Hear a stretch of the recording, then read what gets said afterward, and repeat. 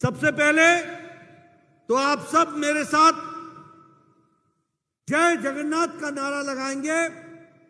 जय जगन्नाथ, जय जगन्नाथ, जय जगन्नाथ। जगन्नाथ जी को नमन करते हुए और बहुधा रथ यात्रा को प्रणाम करते हुए और आज मानेकश्वरी मंदिर में जाकर नमन करते हुए हमारे यहां उड़ीसा के समाज सुधारक मधुसूदन दास जी को नमन करते हुए, बख्शी जगबंधु जी को नमन करते हुए, इस पवित्र भूमि को नमन करते हुए मैं अपनी बात को प्रारंभ करता हूं। मित्रों, मुझसे पूर्व वक्ताओं ने, प्रताप श्यामल जी ने, वैजयंत पंडा जी ने और धर्मेंद्र प्रधान जी ने आपके सामने बहुत सी बातें बताई। मुझे खुशी है कि मैं आज उड़ीसा के वीर भूमि, शौर्य भूमि और साहस की भूमि में आने का मुझे सौभाग्य मिला है। ऐसी पवित्र भूमि को जहां से आज भारत के प्रथम नागरिक, भारत की प्रथम आदिवासी महिला राष्ट्रपति बनकर के सुशोभित कर रही हैं भारत के गणतंत्र को, ऐसी पवित्र भूमि को भी मैं नमन करता हूं। मित्रों, जब मैं उड़ीसा को याद कर रहा हूं तो सच में कुछ दिन पहले जो ट्रेन दुर्घटना हुई जिसमें प्रधानमंत्री खुद आए, हमारे भारत सरकार में मंत्री धर्मेंद्र प्रधान ने उसमें राहत कार्य में अपने आप को जोड़ा। रेल मंत्री अश्विनी वैष्णव ने राहत कार्य में पूरा योगदान किया। हमारे मनमोहन शामिल और भारतीय जनता पार्टी की पूरी टीम तत्परता से लगी रही, लेकिन हमारे उड़ीसा के भाइयों ने जो हताहत हुए उनको श्रद्धांजलि देते हुए उनकी आत्मा को शांति मिले और इसके साथ साथ उनके परिवार को इस दुख को सहने की ताकत मिले, ऐसी प्रार्थना करते हुए मैं अपनी बात को प्रारंभ करता हूं। मित्रों, ये अमृत काल है और अमृत काल में प्रधानमंत्री जी ने एक लक्ष्य तय किया और वो लक्ष्य है कि हम विकासशील देश अब नहीं कहलाएंगे, आने वाले समय में हम विकसित राष्ट्र कहलाएंगे और विकसित राष्ट्र को आगे ले जाएंगे। और इसलिए दिन रात मेहनत करके वसुधैव कुटुंबकम का उद्घोष करते हुए वह दुनिया में भारत की थाथी, भारत का डंका, भारत की ताकत, इसको बताने के लिए दिन रात एक करके काम कर रहे हैं। आज हमें खुशी है, आज से 2 दिन पहले वो अमेरिका की धरती पर गए। उन्होंने अमेरिका में टॉप जो दुनिया के जाने माने आर्थिक जगत से संबंध रखने वाले नेता रहे, उनके साथ मुलाकात की और आज प्रधानमंत्री मोदी जी को दुनिया मानती है कि उनके नेतृत्व में, उनके नेतृत्व के कौशल ने देश को और दुनिया को एक नई दिशा दी है, एक नई ताकत दी है। और इसीलिए आज से 2 दिन पहले हमारे मशहूर नोबेल प्राइज विनर पॉल रोमर ने कहा, वह दिन मेरे लिए सौभाग्यशाली होता है जिस दिन मैं कुछ नया सीखता हूं। और आज मेरी मुलाकात प्रधानमंत्री मोदी जी से मिली है। मुझे एक नहीं अनेकों नई बात जानने का मौका मिला है और भारत के विकास का आधार कार्ड भी समझने का मौका मिला है। ये हमारे पॉल रोमर साहब बोलते हैं। उसी तरीके से दुनिया के एनालिस्ट रे डालियो बोलते हैं कि यह भारत का समय है, यह मोदी जी का समय है। उसी प्रकार से नील टायसन कहते हैं कि आसमान, नीला गगन मोदी जी की सीमाएं नहीं है, इस आसमान से भी ऊपर असीमित है मोदी जी का कौशल और मोदी जी का नेतृत्व। उसी तरीके से ऑस्ट्रेलिया के प्राइम मिनिस्टर मोदी जी को बॉस कह के संबोधित करते हैं। कोई कहता है I am fan of Modi ji, कोई कहता है Modi ji is a global leader, कोई कहता है Modi ji you are the hero, कोई कहता है Modi ji you are the reformer in chief, बदलाव के आप माध्यम हो, और कोई कहता है मोदी जी आप महान देशभक्त हो। ये दुनिया के लोग मोदी जी को अलंकृत करते हुए दुनिया की हर देश अपने अपने तरफ से सबसे बड़ा सम्मान देकर के मोदी जी का सम्मान कर रहे हैं। लेकिन दुख के साथ कहना पड़ता है कि जब दुनिया में मोदी जी की वाहवाही हो रही है, उनकी प्रशंसा होती है, कोई बॉस बोलता है, कोई हीरो बोलता है, कोई सोशल रिफॉर्मर बोलता है, तो यहां हमारे कांग्रेस के नेताओं के पेट में मरोड़ होती है। उनको पसंद नहीं आता कि देश का नाम हो रहा है, उनको पसंद नहीं आता कि देश की प्रशंसा हो रही है। कोई नेता मोदी जी को सांप कह करके चर्चा करता है, कोई बिच्छू बोलता है, कोई नीच बोलता है, कोई अनपढ़ बोलता है, कोई चाय वाला बोलता है। उनको मालूम नहीं है कि तुम्हारे बोलने से कुछ नहीं होता। 140 करोड़ देशवासियों का प्यार मोदी जी के साथ है, इस बात को हमको याद रखना है। इसलिए जितना तुम ऐसे शब्दों का प्रयोग करोगे, दुनिया में उनकी प्रशंसा लोग करेंगे, और मोदी जिस तरीके से आगे बढ़ा रहे हैं देश को, वो सबके सामने है। लेकिन हां, कांग्रेस भी अपनी नियति और नीयत पर काम कर रही है। आज मुझे बड़ा आश्चर्य हुआ, मुझे ये 23 तारीख को सारे पटना में ये गलबाइयां कर रहे हैं, गले मिल रहे हैं, मुलाकात कर रहे हैं। मुझे अपने बचपन का दिन याद आ गया। मेरी पढ़ाई लिखाई पटना में हुई, मेरा जन्म पटना में हुआ, मैं वहां पर मैट्रिक का विद्यार्थी था। यही लालू प्रसाद यादव पूरे 22 महीने जेल, कांग्रेस की इंदिरा गांधी, राहुल की दादी ने इसको जेल में डाला था। यही नीतीश कुमार पूरे 20 महीने जेल की शिक्षों के पीछे कांग्रेस पार्टी की इंदिरा गांधी ने डाला था, यही राहुल गांधी की दादी ने डाला था। आज पटना की धरती पर राहुल को आदर सहित उनको स्वागत करते हुए जब मैं इनकी तस्वीरें देख रहा हूं, तो मुझे याद आता है कि राजनीति में क्या से क्या हो गया, कहां से चले थे और कहां पहुंच गए, इसकी यात्रा मुझे दिखाई देती है। मैंने देखा, अभी अभी पता चला कि उद्धव ठाकरे पटना की धरती पर लैंड कर गए। ये हिंदू शिवसेना, ये हिंदुओं की बात करने वाले, इनके पिता हिंदू सम्राट बाला साहब ठाकरे कहा करते थे कि मैं शिवसेना को कांग्रेस नहीं बनने दूंगा, अगर कांग्रेस से हाथ मिलाना पड़े तो मैं अपनी दुकान बंद कर दूंगा। आज बाला साहब ठाकरे सोचते होंगे किसी और ने नहीं, उनके बेटे ने ही उनकी दुकान बंद कर दी है, उनकी दुकान बंद कर दी। यह परिस्थिति आज आकर के खड़ी हुई है। कैसी राजनीति, वंशवाद। मोदी जी ने नई संस्कृति देश को दी है, देश को वंशवाद से निकालकर विकासवाद के रास्ते पर खड़ा किया है। मोदी जी ने भारत को नई राजनीति दी है, नई संस्कृति दी है, वोट बैंक की पॉलिटिक्स से निकाल करके विकासवाद की ओर खड़ा किया है। और मोदी जी ने नई राजनीति को जन्म दिया है।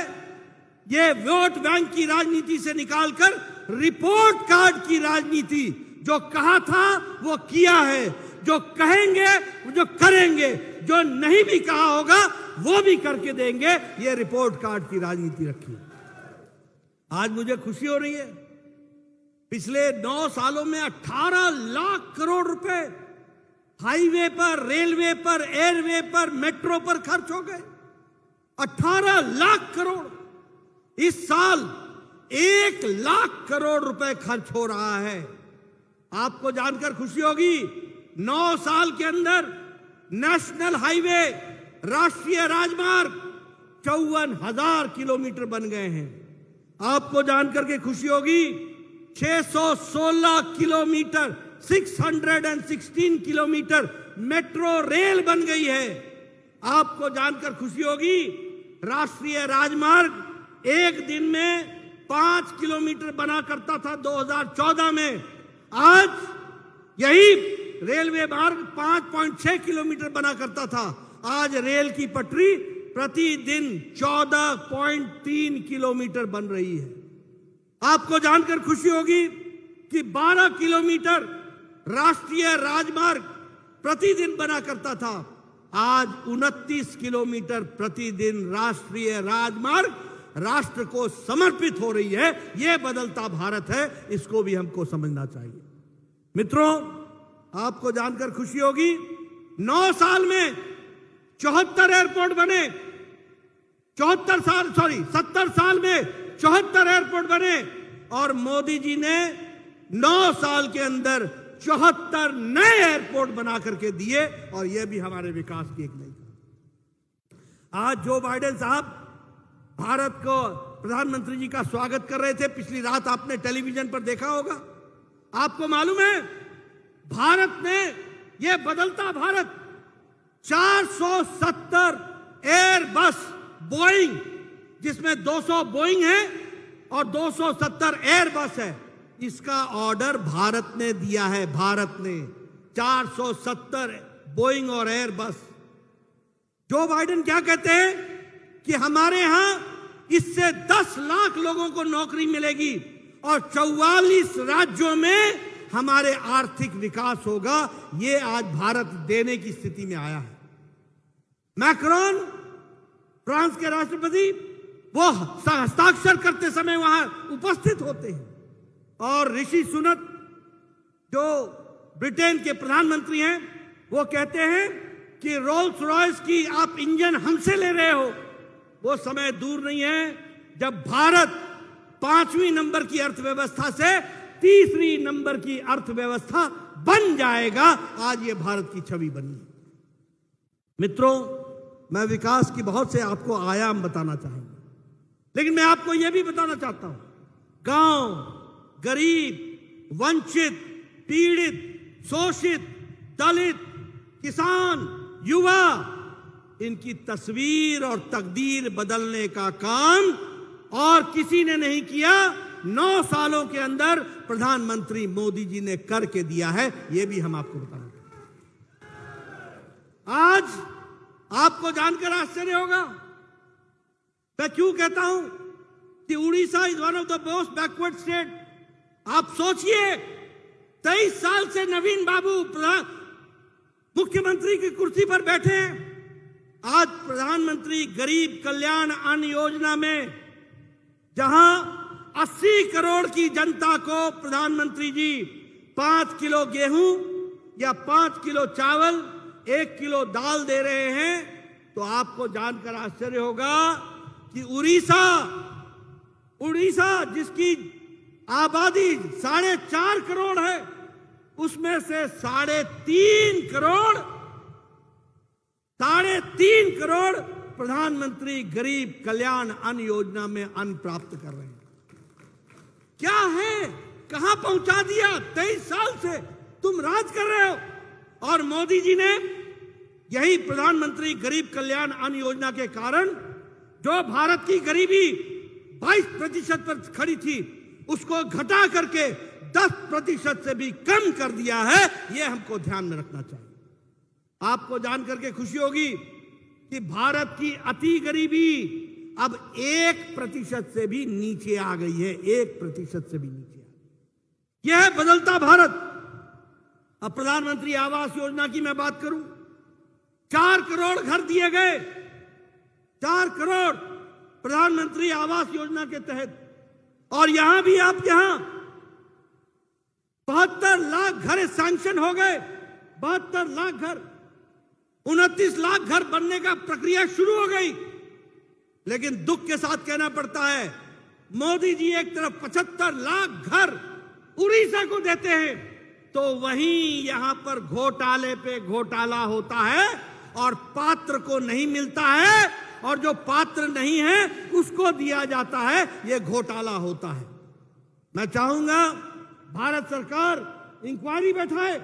मैं गिरिराज जी से बात करूंगा, मैं गिरिराज जी से बात करूंगा, और दूध का दूध, पानी का पानी किया जाएगा। उड़ीसा के लोगों को जो पात्र हैं उनको घर मिलेगा, और जो भ्रष्टाचार जिसने किया है और जिसने भ्रष्टाचार किया है उसको जेल भेजा जाएगा, यह व्यवस्था की जाएगी। यह भी मैं आपको बताना चाहता हूं। प्रधानमंत्री स्वच्छता अभियान में भी 11 करोड़ टॉयलेट बने, और 11 करोड़ टॉयलेट में से 71 लाख टॉयलेट हमारे उड़ीसा में बने। यानी सोचिए 9 साल पहले क्या स्थिति थी। 71 लाख इज्जत घर, मतलब 71 लाख बहनें अपने दैनिक जीवन के क्रम के लिए खेतों में जाया करती थी। कैसा भारत था, कैसा उड़ीसा था। आज 11 करोड़ लोगों को इज्जत देने का काम किया है तो नरेंद्र मोदी ने किया है। अगर 71 लाख बहनों को इज्जत देने का काम किया है तो नरेंद्र मोदी जी ने उड़ीसा की बहनों को किया है। यह भी आपको ध्यान रखना चाहिए। जल जीवन मिशन में 9.9 करोड़ यानी 9 करोड़ 90 लाख लोगों के घर में 9 करोड़ 90 लाख लोगों के घर में पानी पहुंचाने का काम मोदी जी ने किया है, जिसमें 51 लाख उड़ीसा में घरों में पानी पहुंचाया गया है। आयुष्मान भारत में 11 करोड़ लोगों को जोड़ा गया। लेकिन यहां पर हमारे नवीन बाबू ने कहा चाइना चाहिए नहीं, हम आपको 5 लाख रुपए का हेल्थ कवर देना चाहते हैं। लेकिन नवीन बाबू नहीं चाहते कि उड़ीसा की जनता को मोदी जी का हेल्थ कवर पहुंच सके और आपके स्वास्थ्य की रक्षा हो सके। प्रधानमंत्री किसान सम्मान निधि 10 करोड़ 78 लाख लोगों को प्रधानमंत्री किसान सम्मान निधि मिल रही है, और 32 लाख लोग हमारे यहां के उड़ीसा के हैं जिनको ये सुविधा मिल रही है। ये भी आप ध्यान रखिए। मित्रों और विशेष करके पत्रकार बंधु, मैं चाहूंगा कि दुनिया में ये जो कांग्रेसी हैं ये निशुद्ध अनपढ़ हैं, ये बिल्कुल अनपढ़ हैं, और ये गलत तरीके की राजनीति करने कर भ्रामक चीज फैलाने की कोशिश कर रहे हैं। क्या कहते हैं? गरीबी। मैंने आपको बता दिया 1% से कम आ गई अति गरीबी, 10% से कम आ गई गरीबी। ये कहते हैं महंगाई। मैं आपके सामने आंकड़े रखना चाहता हूं, और मेरे भाइयों नोट कर लेना। दुनिया में कोरोना की मार पड़ी, दुनिया में यूक्रेन के लड़ाई का मार का सप्लाई चेन पर असर पड़ा। लेकिन आप आंकड़े सुन लो, फ्रांस में ग्रोथ रेट 6.8% है, यूनाइटेड स्टेट्स का जीडीपी का ग्रोथ रेट 5.9% है, ब्राजील का 4.6% है, कनाडा का 4.5% है, साउथ कोरिया का 4.1% है, जर्मनी का 2.6% है, ऑस्ट्रेलिया का 2.2% है, और भारत का ग्रोथ रेट 8.7 पर खड़ा है, 8.7 पर खड़ा है। पत्रकार बंधु, मेरे आंकड़ों को नोट करके इन कांग्रेसी अनपढ़ों से पूछना कि तुमको ग्रोथ रेट समझ में आता है। मैं आपको महंगाई समझाता हूं, इन्फ्लेशन, जिसको अंग्रेजी में इन्फ्लेशन कहते हैं। फ्रांस का इन्फ्लेशन 5.1%, यूनाइटेड स्टेट्स का, अमेरिका का इन्फ्लेशन 4.9%, यूरो एरिया का 6.1%, ऑस्ट्रेलिया का 7%, इटली का 7.6%, यूनाइटेड किंगडम का 8.7%, और भारत का इन्फ्लेशन 4.2% है, 4.2%। मैं आपको खाद्य सामग्री के इन्फ्लेशन के बारे में भी बताना चाहता हूं, वो भी सुन लीजिए। फ्रांस का खाद्य सामग्री, खाने की सामग्री का इन्फ्लेशन, महंगाई, फ्रांस की 14.3%, यूनाइटेड स्टेट्स की 6.7%, जर्मनी की 14.5%, यूरोप की 16.41%, स्वीडन की 16.86%, यूनाइटेड किंगडम इंग्लैंड की 19%, पाकिस्तान 48.65% और भारत 2.9%। यह है बदलता भारत। आओ मेरे साथ, मैं कांग्रेसियों को कहूंगा, आओ मेरे साथ चर्चा करो, आंकड़ों के साथ करो। आज अमेरिका बोल रहा है कि 10 लाख लोगों को नौकरियां और एम्प्लॉयमेंट देने का काम भारत कर रहा है, और भारत में जिस तरीके से विकास की नई गंगा बह रही है, हम विकास को दर को बढ़ा रहे हैं। ये अनपढ़ कांग्रेसी नहीं जानते कि जब इकोनॉमी बढ़ती है तो एम्प्लॉयमेंट भी बढ़ती है और रोजगार भी मिलता है, रोजगार के साधन भी मिलते हैं। ये इनको समझ में नहीं आ रहा। इसलिए पत्रकार बंधु, मैं आपसे निवेदन करूंगा, दुनिया में आर्थिक मंदी है, लेकिन मॉर्गन स्टैनली बैंक कहता है कि भारत की अर्थव्यवस्था नरेंद्र मोदी के नेतृत्व में दुनिया में सबसे मजबूत अर्थव्यवस्था खड़ी है, तो वो भारत की खड़ी है। यह भी हमको ध्यान में रखना चाहिए। इसलिए मित्रों, मैं अब अगर उड़ीसा की बात करूं तो मैं आपको बताना चाहूंगा, आप बताइए पुरी के रेलवे स्टेशन का रीडेवलपमेंट हो रहा है कि नहीं हो रहा है?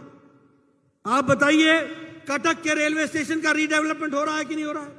आप बताइए भुवनेश्वर के रेलवे स्टेशन का रीडेवलपमेंट हो रहा है कि नहीं हो रहा है?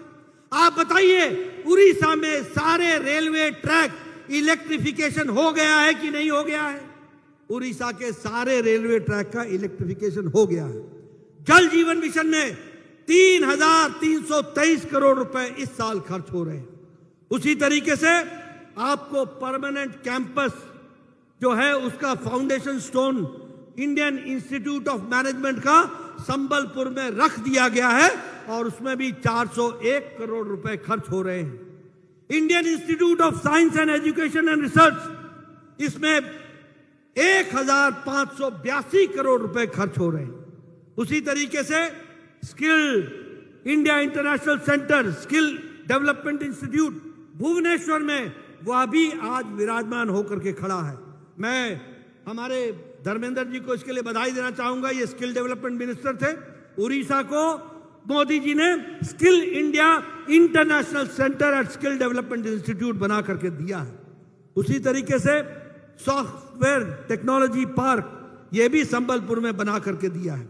गति शक्ति में मल्टी मॉडल कार्गो टर्मिनल दिया है, और उसी तरीके से 104 एकलव्य मॉडल रेजिडेंशियल स्कूल बनाए जा रहे हैं, जिसमें 32 स्कूल फंक्शनल हो गए हैं। यह भी आप ध्यान रखिए।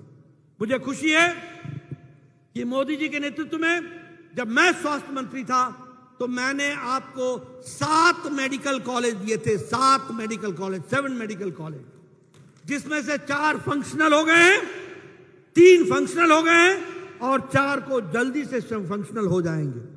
हमारे बालासोर 189 करोड़ रुपीस का, बारीपादा मयूरभंज 189 करोड़ का, बोलंगीर 189 करोड़ का, कोरापुट ये भी 189 करोड़ का, पुरी में 189 करोड़ का, जाजपुर में 250 करोड़ का, और कालाहांडी में आपके यहां 325 करोड़ का मेडिकल कॉलेज बनाया जा रहा है, 325 करोड़।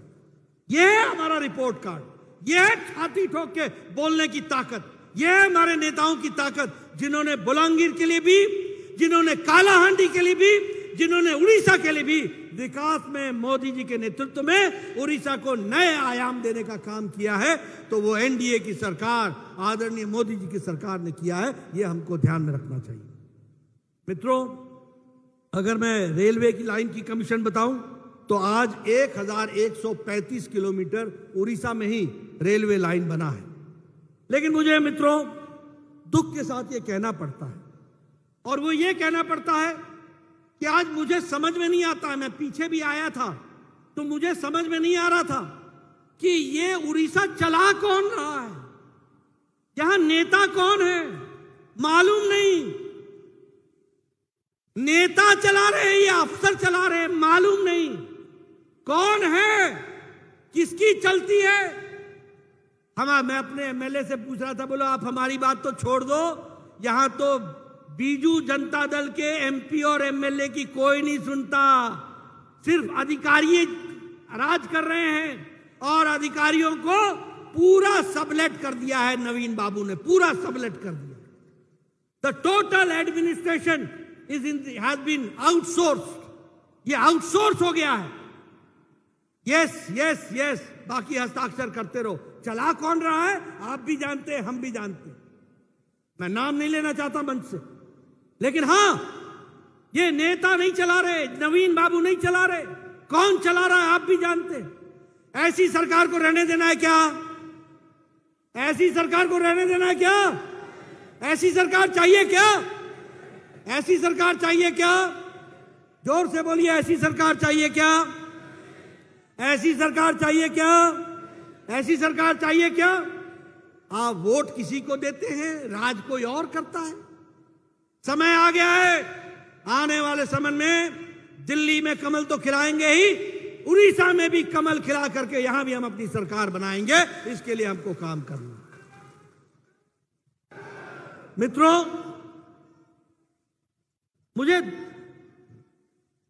मुझे दुख होता है कि सबसे पर कैपिटा इनकम सबसे कम उड़ीसा की, मुझे दुख होता है सबसे कम आमदनी किसानों में उड़ीसा की, सबसे ज्यादा महिला उत्पीड़न, महिलाओं का शोषण उड़ीसा में, और उसी के साथ साथ यहां पर भ्रष्टाचार, आकंठ भ्रष्टाचार में डूबा हुआ। 50% वाला राज हो गया, 50% वाला, 50 कमीशन तो 50 धरती पर लगेगा। पता नहीं कमीशन कहां कहां हो रहा है। और यहीं पर नवीन बाबू ने कहा था कि मैं हर ब्लॉक को कोल्ड स्टोरेज दूंगा। यही नवीन बाबू ने कहा था कि मैं हर ब्लॉक में 35% सिंचित भूमि कर दूंगा। हो गया क्या? हुआ क्या? हुआ क्या? मित्रों, ऐसी सरकार को रहने का कोई अधिकार नहीं है। मुझे दुख होता है, प्रधानमंत्री आवास योजना का नाम बदल दो, प्रधानमंत्री गरीब कल्याण अन्न योजना का नाम बदल दो, अपने नाम लगा दो। नाम लगाने से कुछ नहीं होता। दिल पे उड़ीसा की जनता में मोदी जी छाए हुए हैं और इसलिए मोदी जी को लोग जानते हैं, याद रखते हैं। मित्रों, ज्यादा समय ना लेता हुआ आपसे मैं निवेदन करने आया हूं, कालाहांडी की तस्वीर बदलेंगे, बदल रहे हैं, हम ही बदल रहे हैं। मेडिकल कॉलेज भी दिया तो हमने दिया, सड़कें भी देंगे हम ही दे रहे हैं, रूरल रोड भी देंगे तो हम ही देंगे। और इसीलिए आपका विश्वास चाहिए, आपका समर्थन चाहिए, आपकी ताकत चाहिए। उड़ीसा डेवलप्ड स्टेटों में बढ़ेगा और अगर भारत को विकसित बनना है तो उड़ीसा को भी विकसित होना होगा और उसको करने के लिए आपका समर्थन चाहिए होगा, वो मिलेगा। इन्हीं शब्दों के साथ बहुत बहुत धन्यवाद। जय भारत, जय उड़ीसा, जय जगन्नाथ।